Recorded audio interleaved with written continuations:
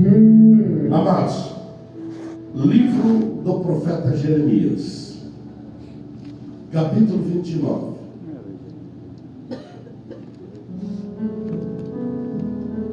Jeremias 29, versículo 13.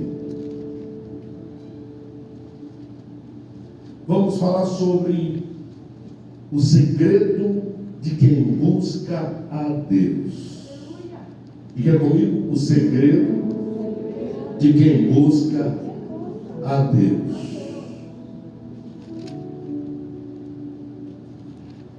29 é o capítulo, o versículo é o 13 e o livro é o do profeta que muita gente diz que ele é chorão. Jeremias 29, 13. É o Eterno a nos falar. E ele nos diz: buscar-me-eis e me achareis, quando me buscardes de todo o vosso coração. E buscar-me-eis e me achareis, quando me buscardes com todo o vosso coração. Amém?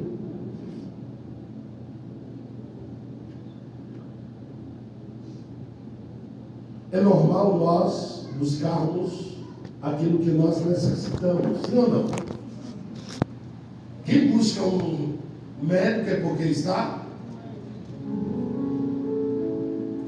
Quem busca um conselheiro é porque precisa. Quem busca um advogado, ele necessita de auxílio jurídico. Ou seja, nós só buscamos aquilo que necessitamos. Se alguém se sente tão cheio, talvez ele não sinta a necessidade de buscar aquilo que ele julga já está completo, já está cheio. A começar pelas nossas necessidades cotidianas, nós temos a tendência de buscar apenas aquilo que nós necessitamos. E quando necessitamos. Eu conheço uma pessoa que diz que pobre só trabalha para o alimento. O pobre, ele vai trabalhar e aí ele ganhou o que dá para comer aquele dia, ele para de trabalhar, porque não tem mais necessidades daquele dia. Ou seja, ele para de buscar porque ele já está satisfeito por aquele dia. Eu fico me perguntando sobre a questão de Deus. Ele é, segundo Efésios, suficientemente capaz de fazer por nós abundantemente. Eu vou tentar ser fiel a Escritura. E eu vou então repetir. Eu fico a me perguntar sobre o que está escrito em Efésios sobre Deus, quando diz que Ele é suficientemente capaz de fazer por nós ou de nos dar abundantemente mais, além de tudo aquilo que pedimos, cremos e necessitamos. E eu fico pasmo com isso, porque o texto poderia me tranquilizar dizendo: Deus é suficientemente capaz. Mas o texto vai dizer que Ele é abundantemente suficiente para fazer muito mais além daquilo que eu peço, além daquilo que eu espero, além daquilo que eu preciso, além daquilo que eu creio, além daquilo que eu manifesto como necessidade. necessidade, Deus ele é abundantemente capaz. Olha para quem está perto de você. Seja o funcionário do correio celestial e diz para ele o seguinte: não é que Deus vai te dar o que você precisa. Deus não está preocupado com o raso das tuas necessidades. Deus ele vai fazer por você abundantemente, além. Observe isso aqui: abundantemente além daquilo que você precisa. O que você precisa ainda é café pequeno para o que Deus vai fazer por você. Quem crê nisso? Pastor, mas eu preciso só disso. Problema seu. Ele vai fazer mais do que isso. Pastor, mas isso aqui basta para mim. Problema seu. Ele vai fazer mais do que isso. Pastor, mas eu estou satisfeito só se ele fizer isso aqui. Problema seu. No tesouro dele tem muito mais do que isso. Glória, glória, glória a Deus. Pastor, mas é que eu não vou ficar muito abusado se ele fizer além. Problema seu. Ele tem para você além. Glória, glória, glória a Deus. E aqui eu acho interessante que Jeremias ele está escrevendo a um povo em cativeiro. E como dizer alguém em cativeiro que Deus pode fazer por ele abundantemente além? Se eu pudesse chamar o escritor dos Efésios e transportasse-o pelo tempo, levando ele até o tempo do profeta Jeremias, eu pudesse dizer a esse escritor o seguinte: diz para Israel, neste período de cativeiro, o que tu escreveu lá no Novo Testamento. Ele diria a Israel o seguinte: enquanto vocês estão chorando por causa do cativeiro, Deus tem para vocês, depois de 70 anos, coisas muito mais profundas do que vocês sonham. Ele diria para Israel: Deus tem preparado para ti coisas que o teu pensamento não acompanha, que as tuas necessidades não compreendem, que a tua necessidade não traduz, que o teu modo de se comportar não tem condições de se preparar para receber, que as tuas mãos são pequenas demais para suportá-las, as tuas pernas são devagar demais para aceleradamente poder pisar e tomar posse, e os teus braços curtos demais para imaginar como abraçá-las. Porém, Deus tem para vocês algo maior do que o que vocês pensam, abundantemente mais além. Era isso que ele queria. Só que tratando do sentimento, da visão, da vivência de Israel, quando é escrito Jeremias 29, eu preciso considerar que este livro está falando a Israel no seu período de cativeiro babilônico. E enquanto neste período surgiam grandes desafios como desentendimento profético. E o que seria um desentendimento profético, pastor? Enquanto Israel está no cativeiro, indo para o cativeiro, vivendo no cativeiro, esperando a libertação do cativeiro, levanta-se uma confusão profética. Que um profeta profetiza que 2 anos bastaria para Deus libertar o seu povo do cativeiro. Um outro profeta levanta e diz que 70 anos seria o tempo profético de cativeiro. Um profeta diz que o outro mente, o outro vai lá e desmente. E fica aquela confusão profética. Você já teve um ambiente onde tem 10 profetas? E um começa a profetizar para os outros? Você já viu a confusão que dá esse negócio? E quando tem um profeta que quer ser mais usado que o outro, a coisa fica feia demais. Porque o primeiro acha que ele é suficientemente capaz de profetizar. Aí o segundo já acha que o primeiro não entregou bem o que deveria entregar.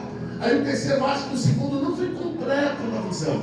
Já o quarto acha que os outros não foram fiéis ao que Deus falou. Aí o quinto entra no cenário dizendo que todos os outros foram infiéis, porque não cumpriram com o que Deus disse, que era para dar cajadada e ele não deu. Aí vem o sexto dizendo que o quinto errou porque desmereceu as profecias anteriores, mas que ele está ali para brilhantar e dizer que todo mundo está certo. Só errado no tempo. E assim vai até a casa desabar. Era exatamente o que estava acontecendo no período do cativeiro babilônico. Levanta-se profetas dizendo que Deus não falara com Jeremias. Levanta-se outro profeta dizendo que Deus não reconhece a este. Levanta-se outro profeta dizendo que Deus estava fazendo pouco caso de Israel. Levanta-se outro profeta dizendo que Deus tinha prazer em matar a Israel. Levanta-se outro profeta dizendo que Israel naquele cativeiro não podia se relacionar. Seria como cego no meio do tiroteio.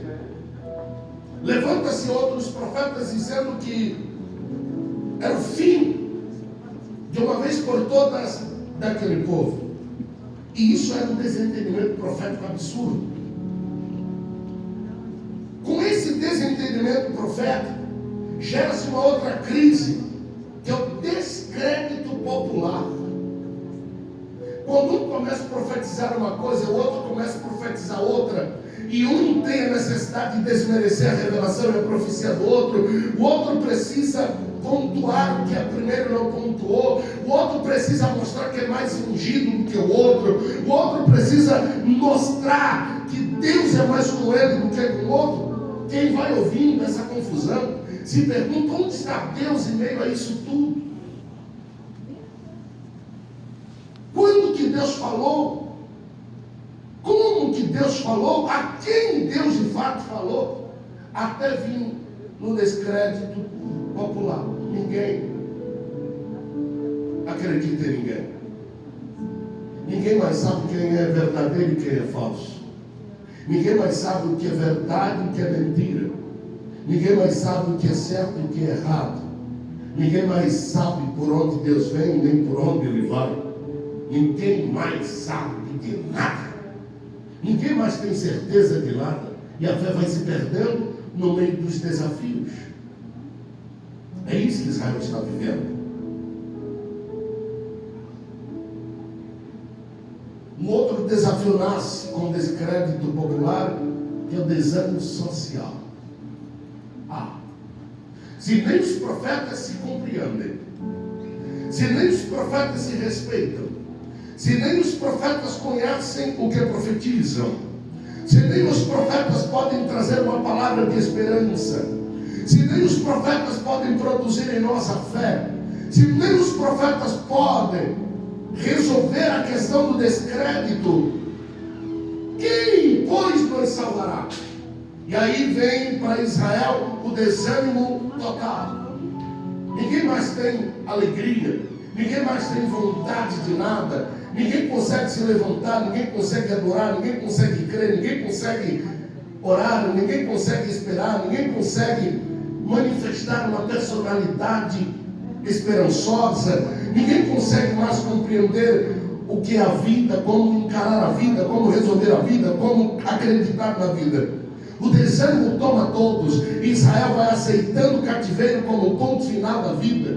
Israel vai vendo que o cativeiro de fato é o seu sepulcro e a sua perdição total. Israel vai dizendo: se 2 anos não importa, se 70 não importa, Deus nos colocou aqui, se é que foi Ele, para nos matar, nos destruir, e daqui não sairemos. Quando alguém cai no desânimo, ele desconfia até da própria sombra. E todo desânimo nasce por causa de perguntas sem resposta, por causa de mensagens sem fundamento, profecias não cumpridas, revelações não verdadeiras, experiências não verdadeiras.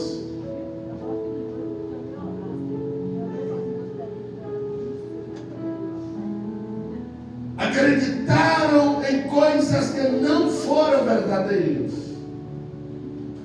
colocaram sua fé em fatos que não eram sólidos, tiveram esperança em algo que não era verídico, e quando o passar do tempo acontece e não se cumpre o que se esperava, não se recebe o que pedia, desânimo.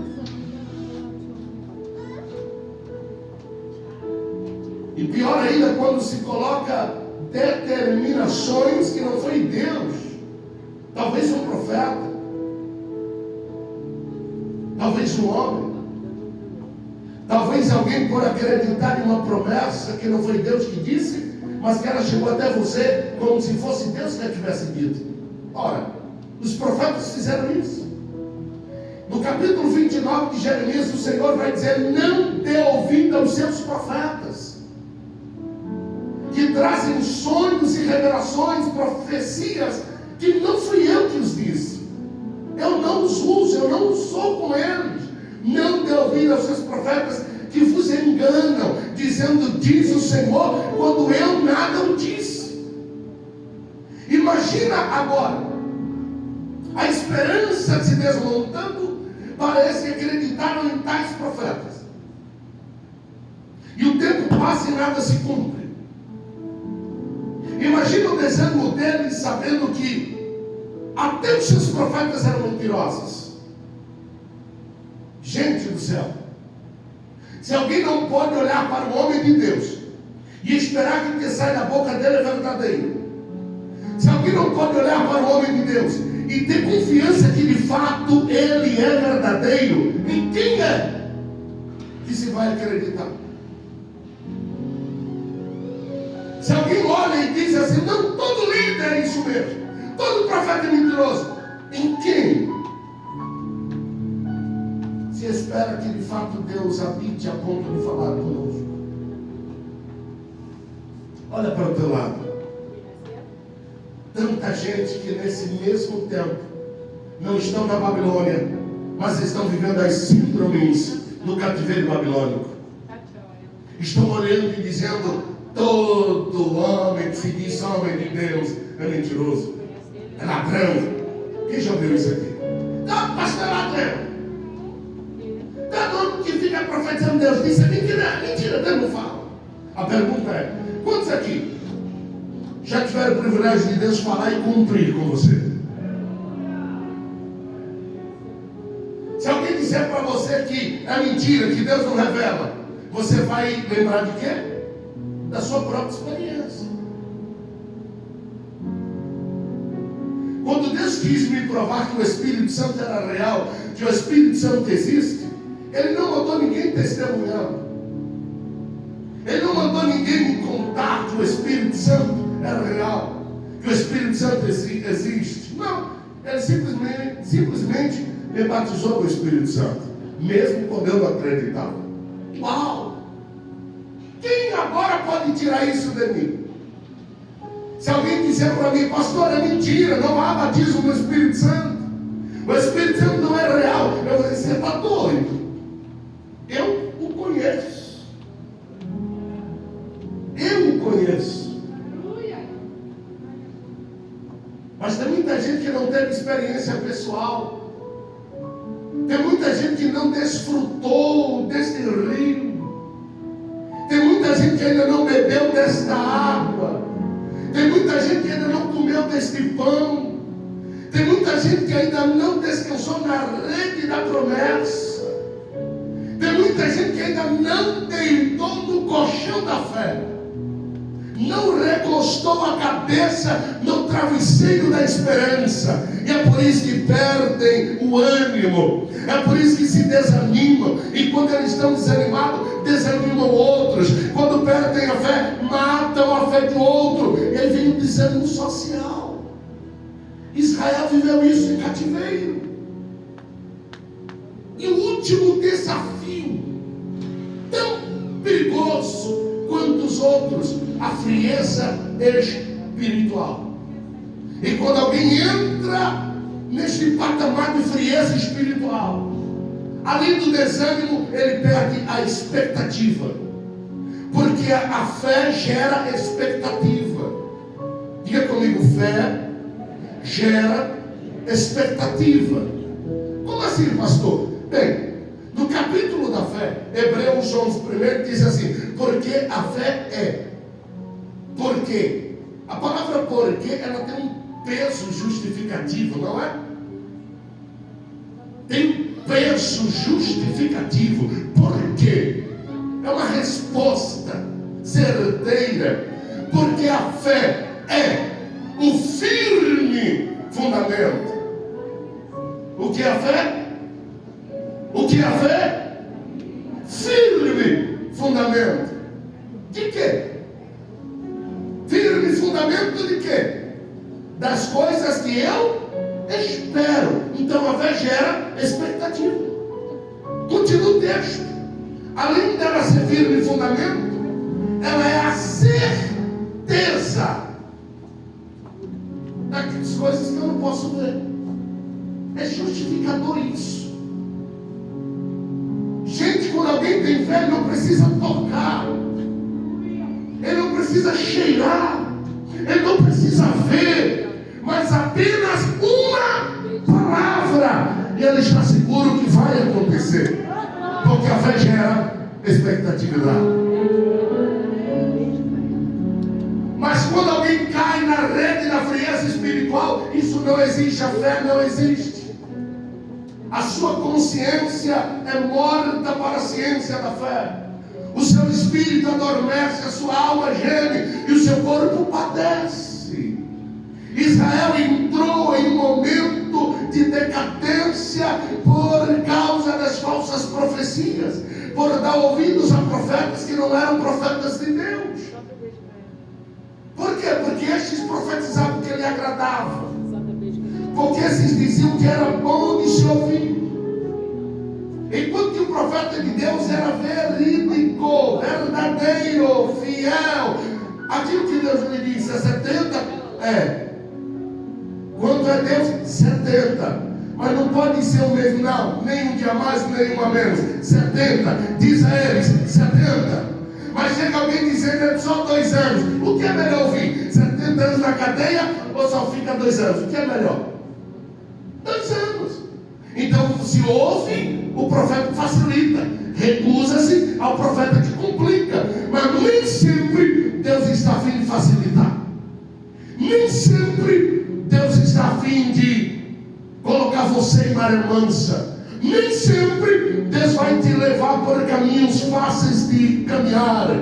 Talvez Deus esteja te levando por caminhos de espinhos, por caminhos pedregosos, por caminhos ardidos, por caminhos difíceis, por caminhos ruins de caminhar. Mas enquanto tu caminhas, experiências te serão dadas, o Espírito te dará capacidade e você crescerá na fé. A frieza espiritual afasta alguém do maior propósito de vida que alguém pode ter. E qual o maior propósito de vida que alguém pode ter? Buscar a Deus em todo o tempo. O tempo está bom, busca a Deus. O tempo está ruim, busca a Deus. Você tem bastante, busca a Deus. Não tem, busca a Deus. Está cheio, continua buscando a Deus. Está vazio, continua buscando a Deus. Não tem que pedir, continua buscando a Deus. Tem que pedir, continua buscando a Deus. Ainda não recebeu, busca a Deus. Já recebeu, continua buscando a Deus. Tem crédito no Banco Celestial, busca a Deus. Está sem crédito, busca. Não é tempo de parar porque alguém parou. Não é tempo de desistir porque alguém errou. Não é tempo de deixar de crer porque alguém não acertou. Não é tempo de abrir mão daquilo que Deus fez para nós porque alguém caiu, porque alguém fracassou. Ei, Deus ainda é Deus, ainda que alguém esteja no cativeiro. Não permita que a frieza espiritual seja a arma que Satanás vai usar para te afastar de Deus. Não permita que a frieza espiritual seja a arma que te cortará de Deus. Não permita que a frieza espiritual seja o segredo que Satanás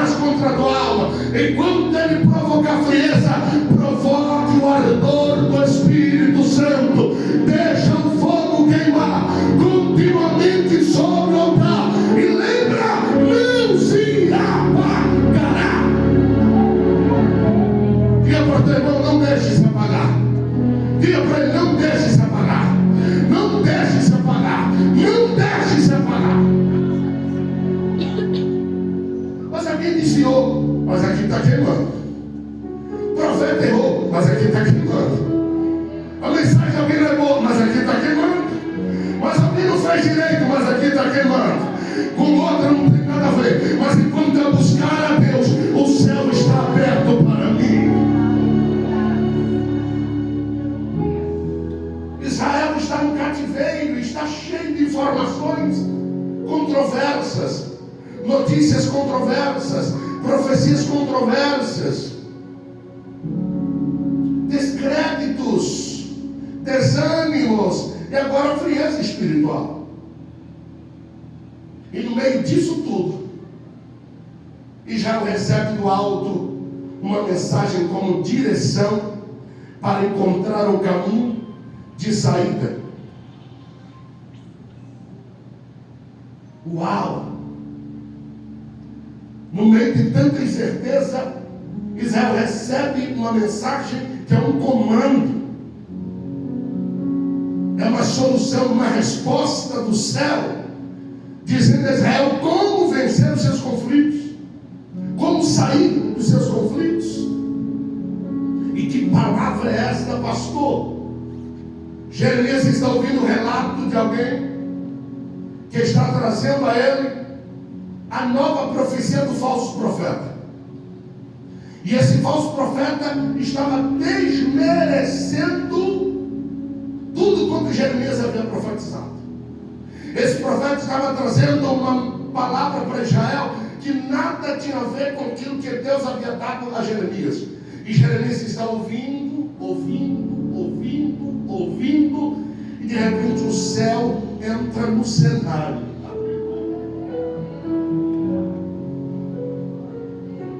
Tem horas que o céu entra no nosso cenário,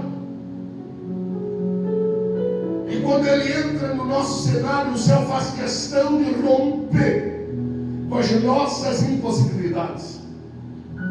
O céu faz questão de romper com os nossos limites. O céu faz questão de romper com as barreiras que nós mesmos criamos. O céu faz questão de nos desafiar.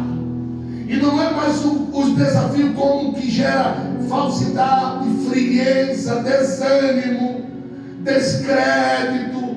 Não. O céu agora está nos desafiando a procurar solução, a entrar pela porta de saída, a entrar pela porta da resposta, a entrar pela porta de esperança, a entrar pela porta do milagre.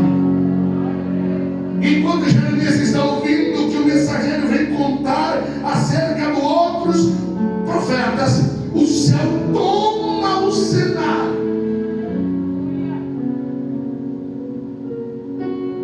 Em Jeremias 29, versículo de número 11, olha como Deus começa a responder. O povo está em descrédito, sim. O povo está numa confusão profética tremenda, sim. O povo está em um desânimo social, sim. O povo está em uma frieza espiritual, sim. Mas, versículo 11, Jeremias 29, 11, o Senhor começa a dizer o seguinte: eu é que sei o pensamento que penso acerca de vós, pensamento de bem e não de mal, para vos dar o fim que desejais. Eu sei o que penso, eu sei o que projeto, eu sei o meu plano, eu sei o que preparei, eu sei o que tenho guardado, e é para você. Cativeiro é de morte, Deus trazendo sonho com vida. O cativeiro é de tristeza, eu sonho em você voltar para a terra da celebração. Eu sonho em te restaurar e vou te fazer cantar de novo. Aleluia. Aleluia. Eu aqui sei o pensamento que pensa acerca de vós. Eu aqui sei o pensamento que tenho a vosso respeito. E o que penso é pensamento de coisas boas e não de mal. Olha para o teu irmão, aquele olhar de profeta. Não tem nada que ele vai entender. O fim é você que decide. Como? O fim é você que decide. E como decidir o final? Aquilo que o olho não viu, aquilo que o ouvido não ouviu, aquilo que não subiu ao entendimento, É isso que Deus tem guardado para mim. É isso que Deus tem guardado para mim. Talvez o profeta ainda não revelou, mas Deus tem guardado para mim. Talvez o profeta nenhum profetizou, mas Deus está guardando para mim aquilo que abundantemente mais além Ele fará por mim, além daquilo que preciso, além daquilo que eu creio, além daquilo que eu peço, além daquilo que eu espero, Ele fará. Quantos creem nisso, levanta a mão e glorifica a Deus. O Senhor diz: já que eu penso e você decide, deixa eu te dizer. Versículo 12 de Jeremias 29, o Senhor entra para dizer, continuando a Jeremias: então me invocareis, passareis a orar a mim, e eu vos ouvirei. Uau! Como é? Então me invocareis, passareis a orar a mim, e eu os ouvirei. Ué, vai aquecer de novo. A primeira coisa que acontece quando alguém está morrendo de frieza espiritual, ele para de orar. Como o pastor para de orar, não consegue orar. A primeira coisa que Deus faz para aquecer alguém, convida ele para a oração, arrasta ele de volta à oração. Quer ver se um crente está avivado ou não? Vê se ele ora. Quer ver se o profeta é verdadeiro ou não? Veja se ele ora. Quer saber se a profecia dele é direcionada pelo Espírito de Deus ou não? Procura saber se ele ou ela é de oração. Deus não tem negócio com quem não tem negócio com Ele. Eu vou repetir: Deus não tem negócio com quem não tem negócio com Ele. Deus não faz negócio com quem não tem negócio com Ele. Deus não anda com quem não anda com Ele. Deus não fala com quem não fala com Ele. Deus não é amigo de quem não é amigo dele. Deus não trabalha por quem não trabalha para Ele. Deus não se esforça para quem não se esforça para Ele. Com Deus você anda com Ele, Ele anda com você. Você fala com Ele, Ele fala com você. Você clama a Ele, Ele responde você.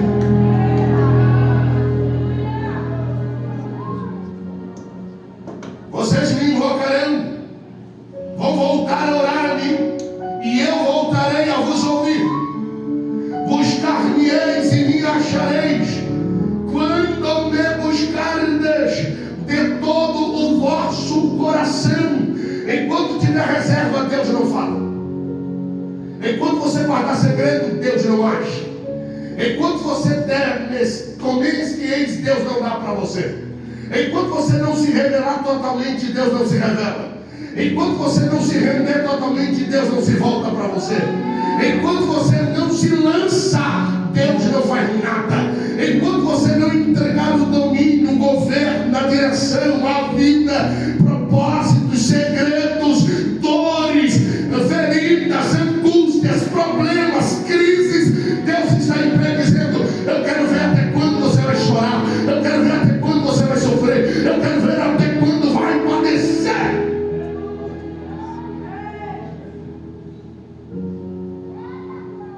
Tem um texto bíblico que às vezes me dá uma coceira na cabeça quando eu lembro dele. O piolho da curiosidade vem para a cabeça e coça.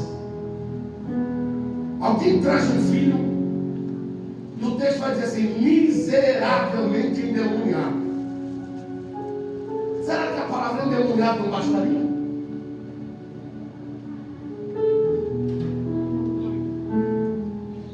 Será que o fato de dizer assim, ó, estava possesso não bastaria? Não. O texto vai dizer miseravelmente endemoniado. Deplorável estado. Sabe Jesus? E o que foi? Deus disse: não conseguiram resolver o problema, não. Lutaram, botaram a mão na cabeça, sacudiram, jogaram para lá, botaram sal grosso, deram uma surra de arruda, botei no caminho do sal, entrei pela sete porta de Jericó, Fiz a campanha da rosa vermelha com a roxa. Resolveu? Não. Meu discípulo não conseguiu, não. Jesus vai dizer algo que eu me pergunto, Deus, por quê? Jesus diz assim, ó geração perversa, incrédula, infiel, ruim, até quando sofrereis? Traga um menino aqui.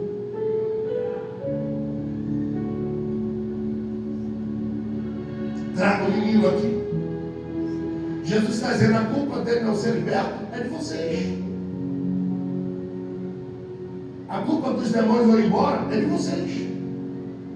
Porque vocês são perversos. Sofrem porque querem sofrer. Padecem porque gostam de padecer. Eu posso ser sincero? Tem muita gente que sofre porque gosta. Se ele entrasse pela porta que Deus abre para ele, ele não sofreria um terço do que ele está sofrendo. Buscar-me-eis e me achareis quando me buscardes de todo o vosso coração. Eu dou um pouco, mas guardo o outro. Até que Deus pode me usar, daqui para lá não é perigoso. Há pouco tempo, não é tão tempinho, mas uma vez conversar comigo, disse, não, eu estava orando, e assim Deus estava me usando muito, pastor, muito mesmo. Era uma bênção. Eu passava dias com Deus, jejum, oração, era busca, era maravilhoso. Eu disse, por que a senhora está falando só passado? Eu fiz. Por que a senhora não diz assim, continua, eu estou? Ela disse, está doido, pastor. Enquanto eu estava assim, o diabo se levantou, quase me mata. Lá em casa, a coisa virou assim, de cabeça para o ar. Aí eu vi que era porque eu estava orando muito, deu uma aliviada. Esse irmão não entendi. Aí disse, pastor, deixa o diabo quieto. Quando eu não mexo com ele, ele não mexe comigo.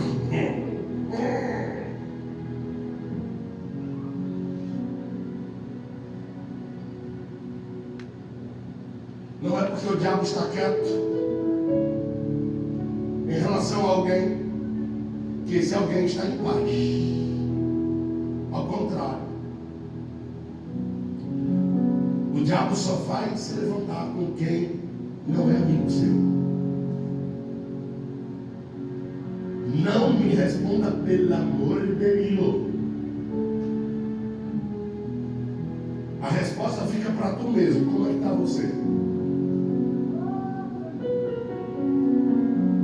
Em 7 dias na semana, quantas vezes o cão se levanta contra você? Em 30 dias, quantas vezes você precisa correr ao trono da graça para orar? Para Jesus te guardar das artimanhas de Satanás. Como está a tua vida espiritual? Pastor, graças a Deus está tudo bem, não estou sofrendo nada. Tem coisa errada. Graças a Deus eu sofri muito, o diabo até o ano passado estava se levantando contra mim, pastor. Uma semana era 5 dias de luta para uma noite de descanso. E agora, graças a Deus, de janeiro para cá, nunca mais o diabo se levantou. Você está fazendo a vontade dele. Você está contribuindo com o reino dele. Eu garanto. Se ele está em paz com você, que tu é amiguinho dele, meu filho. Seja mais amigo de Deus, vê se ele fica irado com você. Olha um pouco mais para você ver se o inferno não se incomoda. Busque mais a Deus. Sabe por quê? Quando você busca Deus, a casa do cão cai. Se você chega, ele tem que sair. Se você fala, ele estremece. Se você ordena, ele tem que mudar de endereço. Se ele oprime alguém e você levanta a mão, ele tem que deixar a pessoa liberta. Se você determinou em nome de Jesus, o inferno não pode persistir. Como é que ele vai ficar em paz com você? Mas tem gente que está numa frieza espiritual tão grande que ele não sente nada disso. E Deus está dizendo: desperta, rapaz. Buscar-me-eis e me achareis quando me buscardes de todo o vosso coração. No versículo 14 de Jeremias 29, o Senhor volta e diz: serei achado de vós, diz o Senhor. Agora que eu acho maravilhoso, está o povo incrédulo, não está? Desanimado, em frieza espiritual, em uma confusão profética. Mas olha o que Deus diz no versículo 14: serei achado de vós outros, diz o Senhor, farei mudar a vossa sorte. Quem pode dizer amém? Farei mudar a vossa sorte. Farei mudar a vossa sorte. Deus está dizendo: até hoje foi azar, vou mudar essa sorte. Até hoje foi fracasso, vou mudar esta sorte. Aleluia. Congregar-vos-ei de todas as nações a quem eu os dispensei. Eu os trarei de volta ao lugar de onde vos lancei fora, diz o Senhor. Tornarei a trazer-vos ao lugar de onde vos mandei para o exílio. Deus está dizendo: quando você me buscar sem reserva, quando você me buscar sem segredo, quando você me buscar sem guardanada, quando você me buscar de todo o teu coração, eu trago você de volta, eu planto você de novo, eu faço você crescer de novo, eu abro porta de novo, eu prospero de novo, eu uso de novo, eu curo de novo, eu liberto de novo, eu restauro de novo. Só depende de você. Não depende do profeta, depende de você. Não depende de quem está dirigindo o culto, depende de você. Não depende de quem desviou, depende de você. Não depende de quem está voltando, depende de você. Essa busca tem que ser a todo tempo.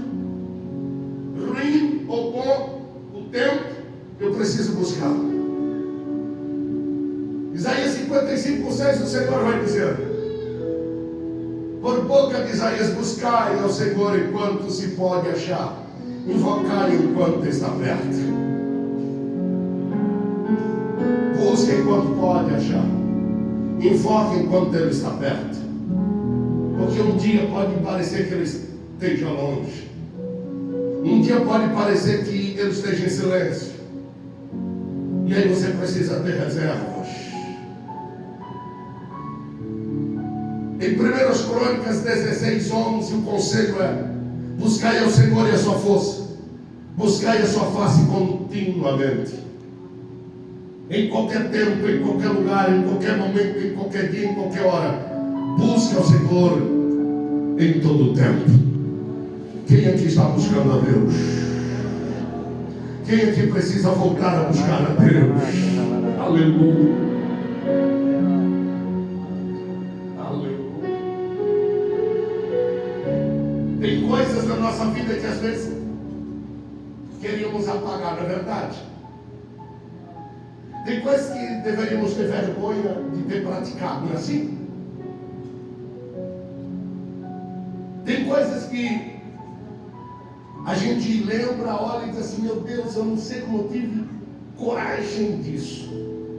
E a frieza espiritual deve ser uma destas. Eu lembro que eu vivi um período, e desse período eu tenho vergonha. Pregador, agenda lotada,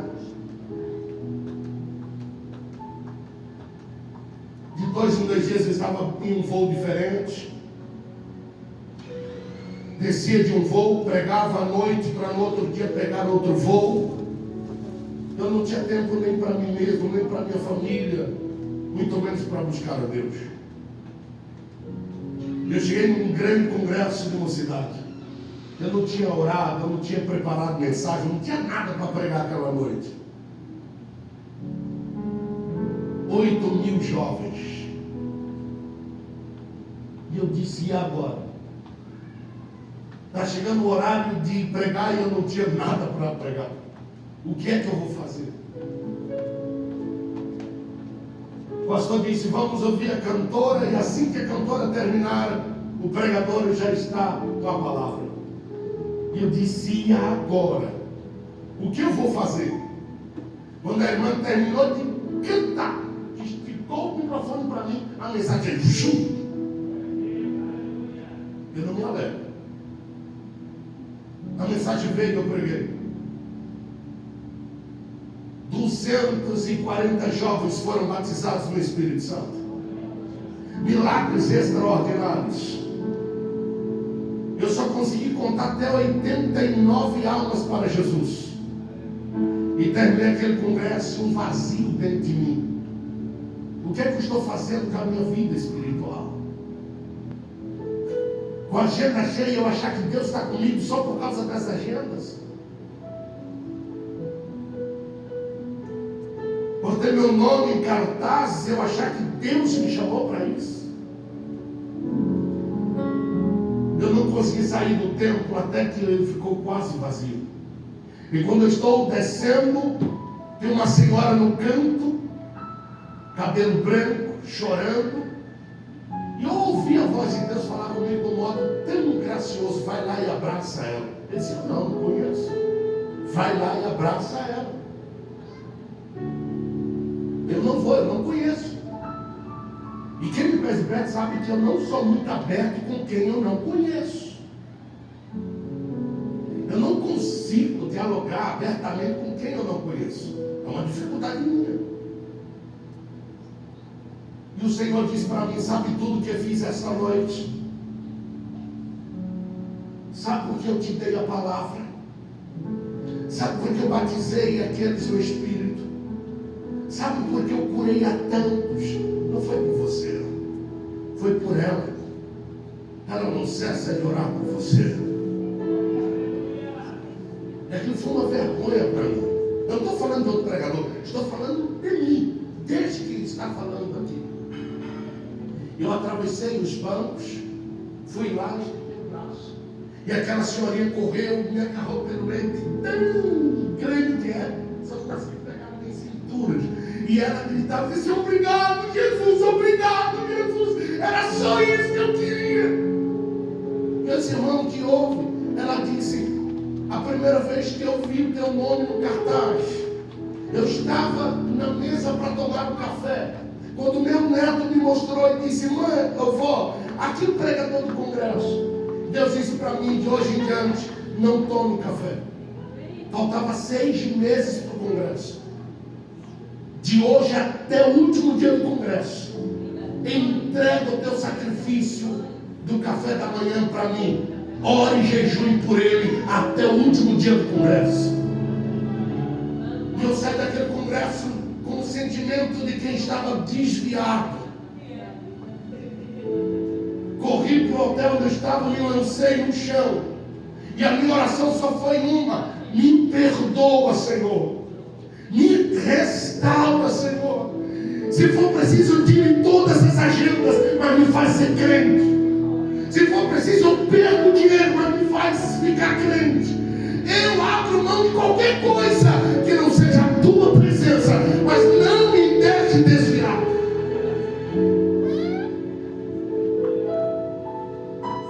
Eu tinha 28 anos de idade.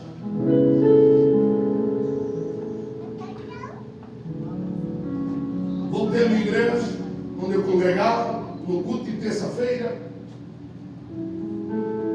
No final do culto, eu confessei à minha igreja que eu estava desviado. O ministério olhou para mim assustado. Eu estou desviado, em cima do púlpito. Estou amando mais a agenda do que o Deus que me leva para a agenda. Estou amando mais pregar do que o Deus da pregação. Eu estou amando mais ser chamado de pregador do que o Deus que me tornou pregador. Eu estou desviado no ministério. Frieza espiritual nem sempre leva alguém para o mundão. Nem sempre arrasta a gente para o bordel. Nem sempre arrasta a gente para a bebida. Nem sempre leva a gente para a esquina para usar drogas. Tem gente que desvia dentro de casa. Cai dentro de casa, morre dentro de casa, comendo pão dentro de casa, bebendo a água de dentro de casa, desviado dentro de casa. E se Jesus voltar, ele não vai, porque ele não busca mais a Deus, ele não tem necessidade de Deus, ele não tem fome de Deus. E Deus só é amigo de quem é amigo dele. Não é quem está acostumado com a casa dele, não é quem está acostumado com o culto, não é quem está acostumado com a pregação, não é quem está acostumado com o louvor. Deus é amigo de quem é amigo. Deus é chegado de quem se achega. Deus tem comunhão de quem busca comunhão. Deus fala com quem ama ouvir a sua voz. Amém, cara. Deus não se revela a qualquer um. Deus só se revela a quem lhe busca. Deus não anda falando com qualquer coisa, com qualquer homem. Deus fala com quem lhe busca. Se você ama mais dinheiro do que a Deus, você vai ouvir mais o dinheiro do que a Deus. Se você ama mais a tua mulher do que a Deus, você vai ouvir mais a sua mulher do que a Deus. Se você ama mais os teus filhos do que a Deus, você vai ouvir mais os teus filhos do que a Deus.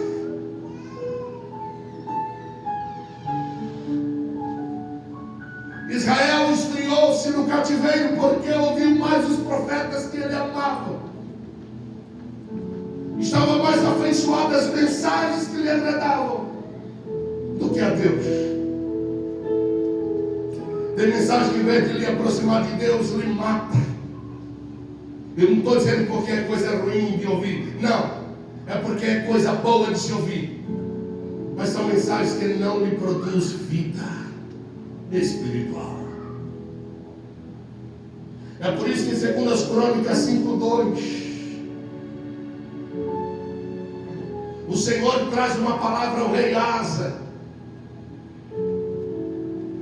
Asa assume o trono, e assim que Asa assume o trono, o profeta sai correndo ao encontro de Asa. 2 Crônicas 15:2, e a palavra é esta: e saiu ao encontro de Asa e disse-lhe: ouvi-me, Asa, e todo Judá e Benjamim, o Senhor está convosco, enquanto vós estás com ele. E se o buscardes, o achareis, porém se o deixardes, ele também vos deixará. Deus é amigo de quem é amigo. Deus é próximo de quem se aproxima. Deus gosta de quem o ama. Deus é pai de quem se coloca como filho. Deus é ajudador de quem revela por ele necessidades. Aleluia. Último, eu estou parando.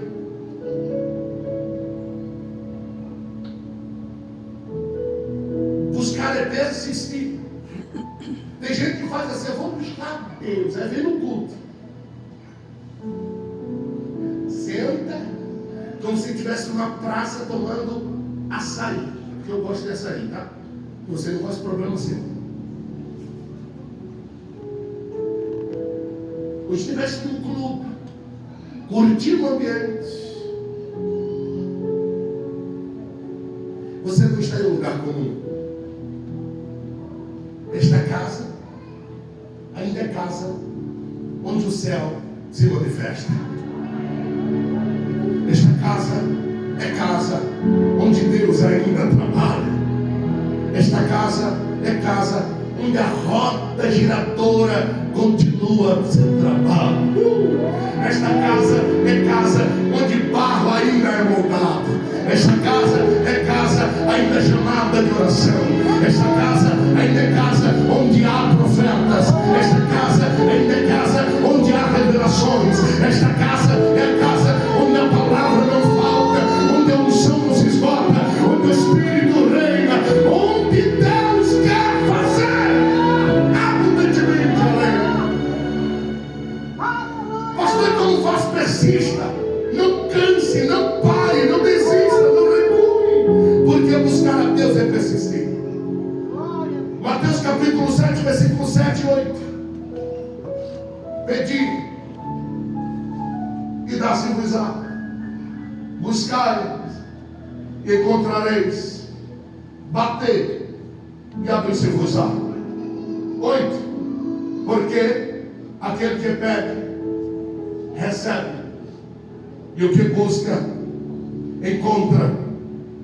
E ao que bate, abre-se-lhe-á. Buscar a Deus é persistência. Buscar a Deus é persistência.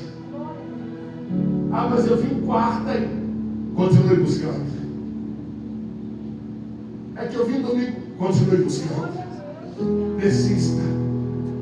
Pois aquele que pede, recebe. Aquele que busca, encontra. E ao que bate, abre-se-lhe-á. Buscar-me-eis e me achareis quando me buscardes de todo o vosso coração. Sabe uma coisa? Ninguém consegue buscar a Deus de todo o coração de primeira. É uma entrega continuada. Quando você acha que entregou tudo, Deus vai dizer a você que ainda tem reservas. Quando você acha que você já virou aquele crente, Deus está dizendo, não, ainda tem segredo guardado para ele. E é por isso que tem gente que ora e milagres não acontecem. Tem segredos guardados. E não pode ter segredo entre Deus e aquele que Ele busca. Eu não tenho mais tempo. A não ser para dizer a você: a mesa está posta. A casa tem abundância. E o dono da casa está esperando só você se posicionar para buscá-lo. Pastor, eu quero buscar. Como é que eu faço? Venha. Venha. Venha. Tem necessidade por Deus? Venha buscar. Não se sente digno? Venha a si mesmo. Não se sente preparado? Venha a si mesmo. Não se acha santo? E quem é? Venha a si mesmo.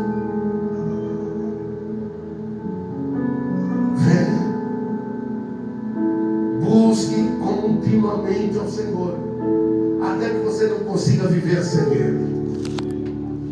Até que todo o teu ser grite por Ele. Até que todas as tuas forças digam: eu só consigo com Ele. Dele, por Ele e para Ele são todas as coisas. Glória, glória, glória, glória, pois a Ele eternamente. Precisa de um milagre? Vem cá à frente. Olha, filho, queremos orar.